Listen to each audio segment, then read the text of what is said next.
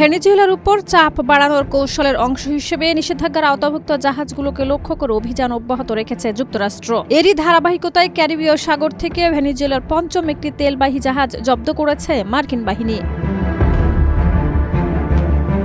9 December এক বিবৃতিতে যুক্তরাষ্ট্রের সামরিক বাহিনীর সাউদার্ন কমান্ড জানায়, জয়েন্ট টাস্ক ফোর্সের পরিচালিত অভিযানে কোনো ধরনের সংঘর্ষ ছাড়াই ট্যাঙ্কারটি আটক করা হয়। তাদের দাবি, জাহাজটি পূর্ব তিমুরের পতাকা ব্যবহার করে চলাচল করছিল এবং এতে আন্তর্জাতিক বাজারে অনুমোদনহীন নিষিদ্ধ তেল পরিবহন করা হচ্ছিল। বার্তা সংস্থা অ্যাসোসিয়েটেড প্রেস এপি জানায়, যুক্তরাষ্ট্র সরকারের নথি অনুযায়ী জাহাজটির নাম আগে ছিল মিনারভা এম। রুশ তেল পরিবহনের সঙ্গে যুক্ত থাকার অভিযোগে পরে ওলিনা নামের এই ট্যাঙ্কারটির উপরে নিষেধাজ্ঞা আরোপ করা হয়।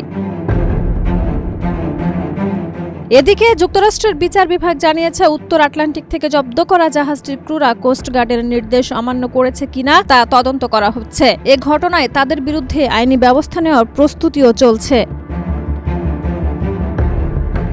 এর আগে 7 ডিসেম্বর উত্তর আটলান্টিক থেকে রাশিয়ার পতাকাবাহী ম্যানিরো এবং ক্যারিবীয় সাগর থেকে এম সোফিয়া নামের দুটি জাহাজ জব্দ করে যুক্তরাষ্ট্র। এর আগে গত ডিসেম্বরে স্কিপার ও সেঞ্চুরিস নামের আরও দুটি তেলবাহী জাহাজ আটক করেছিল মার্কিন বাহিনী।